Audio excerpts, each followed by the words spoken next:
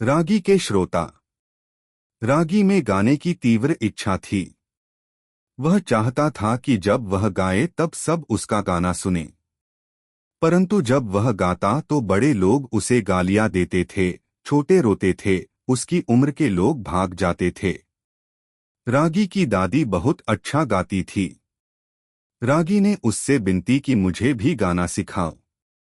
दादी ने कहा, तुम भी तो अच्छा गाते हो। अच्छा ही गाता हूं, पर क्या फायदा, कोई भी मेरा गाना सुनने के लिए तैयार नहीं। तुम जब गाती हो तो सब सुनते हैं। मेरी भी इच्छा है कि सब मेरा गाना सुने। रागी ने कहा, बचपन में मेरा गाना कोई भी सुनता नहीं था। जब बड़ी हो गई हूं तो लोग मेरा गाना सुनने लगे हैं और मेरे प्रति आदर दिखा रहे हैं। बड़े होने तक तुम भी प्रतीक्षा करो, अवश्य ही तुम्हारा गाना भी सुनेंगे। दादी ने कहा, मैं और प्रतीक्षा नहीं कर सकता। तुम ही अभी मुझे गाना सिखाओ। रागी ने हठ किया। मैं गा सकती है, गाना सिखाने की कला मैं नहीं जानती। लेकिन हाँ, चाहो तो पकाना सिखा सकती हैं, दादी ने कहा। रागी नाराज होता हुआ बोला, मैं गाना सिखाने के लिए पूछ रहा हूँ और तुम पकाने की बात कर रही हो। कैसी उल्टी बात कर रही हो। चिढ़ते हुए रागी ने कहा, अगर तुम चाहते हो कि तुम्हारा गाना सब लोग सुने तो सुनने वालों को अच्छे पकवान बनाकर खिला। खाने के लिए ही सही, तुम्हारा गाना सुनने आएंगे। दादी ने सलाह दी। इसके लिए तो एक रसोइया रख लूंगा, रागी ने कहा। दादी ने उसे गाली दी और कहा, रसोइये को बहुत से पैसे देने होंगे।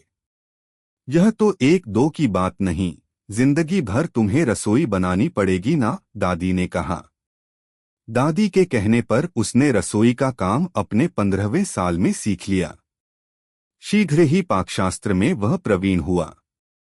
रागी ने एक दिन अपनी दादी से पूछा, मैं अब रसोई अच्छी बना सकता है? क्या सबको बुलाकर गाना सुना दूं? ऐसा करोगे तो तुम्हारे पिता तुझे और मुझे घर से निकाल देगा। इसलिए यह जरूरी है कि तुम खुद कमाओ। तुम खाने के पदार्थ बनाओ और बेचो, इससे बहुत कमा पाओगे। दादी ने कहा, मैंने रसोई का काम व्यापार करने के लिए नहीं सीखा, लोगों को अपना गाना सिखाने के लिए सीखा है। रागी ने नाराजी से जवाब दिया, नाराज मत होना, मेरी बात सुनो। रुचिकर पकवान बनाकर बेचोगे तो अच्छा नाम कमाओगे, तब सब लोग तुम्हारा गाना सुनने के लिए दौड़े आएंगे, दादी ने कहा। दादी की बात रागी को ठीक लगी। उसने ऐसा ही किया। उसे बहुत लाभ हुआ और 1 साल ही के अंदर उसने मिठाई की एक दुकान खोली। रागी हर दिन कुछ लोगों को अपने घर बुलाता और उन्हें रुचिकर पदार्थ खिलाकर गाना सुनाता।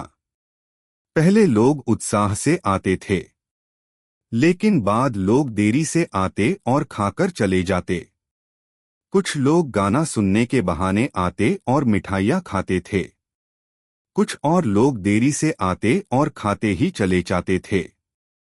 रागी के श्रोताओं की स्थिति बड़ी ही विचित्र थी। उसके गायन से वे बहुत ही क्षुब्ध थे, क्योंकि उसका गायन इतना अटपटा होता था। उसमें ना ही कोई लय था या सुर, माधुर्य तो था ही नहीं। वे कितने दिनों तक सहमाते। इसलिए कुछ समय के बाद रागी के संगीत प्रिय लोगों का एक संघ बना और उन्होंने निर्णय किया कि एक एक करके वे रोज आया करेंगे।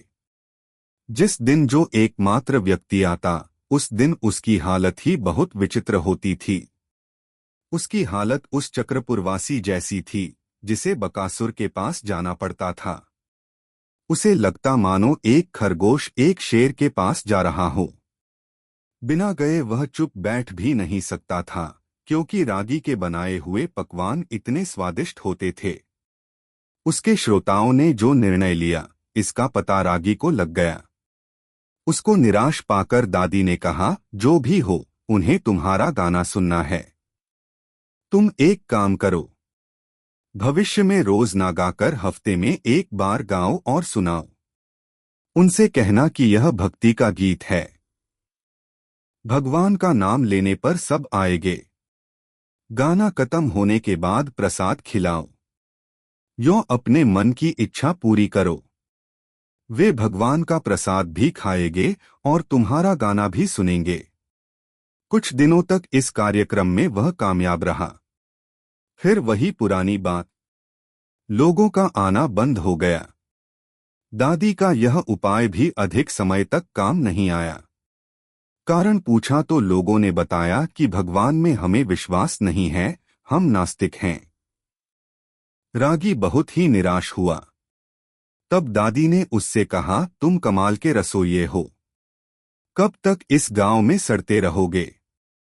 शहर जाओ और मिठाई की दुकान खोलो। वहां बेरोजगार बहुत हैं, अपना गाना सुनाओ। रागी अब शहर आया, मिठाई की दुकान खोली। दादी भी उसके साथ आई। रात को हर दिन बहुत से लोग उसका गाना सुनने आते थे। रागी के श्रोताओं ने यहां भी बारी बारी से आने का इंतजाम कर लिया। दोपहर के समय दुकान में भीड़ नहीं होती थी। एक भूखा भिखमंगा उस समय वहां खड़ा हो जाता और उन मिठाइयों को देखता रहता। रागी ने उसे एक दिन बुलाया और कहा, मेरा गाना सुनोगे तो पेट भर खिलाऊंगा। भिखारी ने उसकी शर्त मान ली। रागी ने उसे एक गीत सुनाया और पेट भर खाना खिलाया। रागी को इस बात की खुशी थी कि मुझे एक अच्छा श्रोता मिल गया है। एक दिन वह भिखमंगे की बाट जोह रहा था तो एक नया भिखारी आया और बोला, महाशय, उसने ही मुझे भेजा था। कह रहा था, आपकी दुकान की मिठाइयाँ बहुत स्वादिष्ट होती हैं, आपका गाना मैं सुनूंगा। रागी को संदेह हुआ। उसने पूछा, वह क्यों नहीं आया? महाशय, उसे थोड़ा बहुत संगीत का ज्ञान है, इसलिए आपका गाने सुनने में तकलीफ महसूस कर रहा है। संगीत क्या है मैं तो जानता भी नहीं, इसलिए मुझे कोई कष्ट नहीं होगा। भिखारी ने कहा। वहां खड़ी उनकी बातों को सुनती हुई सरस्वती ठठाकर हंस पड़ी। रागी खिसियाते हुए बोला, तुम हंस क्यों रही हो? सरस्वती बोली, मैं रसोई बनाने से चिढ़ती हूँ, लेकिन मेरे पिता जोर देते हैं कि तुम लड़की हो और रसोई का काम सीखना तुम्हारे लिए जरूरी है। तुम्हारी तरह बिठाकर कोई खिलाए तो गाना सुनने से मैं थकूंगी नहीं। इसी कारण इस भिखारी की बातों से मुझे हंसी आ गई। तो तुम्हें संगीत का ज्ञान नहीं? रागी ने पूछा। क्यों नहीं? मेरे पिताजी बहुत बड़े संगीतज्ञ हैं। कितने ही लोग उनका संगीत सुनने आ जाया करते हैं। मेरे पिताजी को इस बात का दुख है कि वे अतिथियों को कुछ खिला नहीं पा रहे हैं, और मैं रसोई बनाना बिल्कुल नहीं जानती। इस बात को लेकर हमारे घर में रोज झगड़े होते रहते हैं। सरस्वती ने कहा। तब तो मेरा गाना तुम सुनोगी ही नहीं, रागी ने कहा। सरस्वती ने बताया, रसोई बनाने से बचने के लिए मैं गर्म पानी में भी बैठी रहने के लिए तैयार हूं, बर्फ पर सो भी सकती है। उनके सामने तुम्हारे संगीत की क्या गिनती? स्त्रियों में सहन शक्ति अधिक होती है। इच्छा के विरुद्ध जो काम करना पड़ता है, उससे बचने के लिए 10 काम भी करने वे तैयार हो जाती हैं, चाहे वे उसकी पसंद के ही क्यों ना हो। तो हर दिन रात को तुम्हारे घर तुम्हें रसोई सिखाऊंगा। क्या तुम मेरा गाना सुनोगी? रागी ने पूछा। सरस्वती ने हाँ कह दिया। रागी को संदेह हुआ, इसलिए उसने सरस्वती से प्रश्न किया, संगीत सुनने आने वालों को खिलाने की क्या जरूरत है? नहीं खिलाया तो क्या वे नहीं आएंगे? सरस्वती ने कहा, जो आते हैं संगीत सुनने के बाद पिताजी को भेंटे देते हैं, तब उन्हें थोड़ा ही सही खिलाना अच्छा होता है ना। यह सुनते ही रागी की समझ में आ गया कि उसके और सरस्वती के पिता के श्रोताओं में क्या भेद है, लेकिन वह समझ नहीं पाया कि यह भेद श्रोताओं में नहीं बल्कि अपने ही में है। दादी उनकी ये सारी बातें एक कोने में खड़ी होकर सुन रही थी। जब वह पास आई तो सरस्वती ने इशारे से पूछा कि यह बूढ़ी कौन है? तब रागी ने कहा, तुम नहीं जानती, यह मेरी दादी है। सरस्वती हंसती बोली, लगता है 25 साल पहले रामपुर की हाट में इन्हें देखा है। वह जाने लगी। दादी ने उसका हाथ पकड़ लिया और कहा, ठहरो, सुंदरी तो हो ही, अक्लमंद भी लगती हो। बोलो, तुम्हारा घर कहाँ है? तुम्हारे पिता से बात करनी है। सरस्वती दादी को अपने घर ले गई। दादी ने उसके बाप से सब कुछ बताया और कहा, आपकी बेटी की स्वीकृति तो मिल गई है। आप भी मान जाए तो सरस्वती की शादी अपने पोते से करवाऊंगी।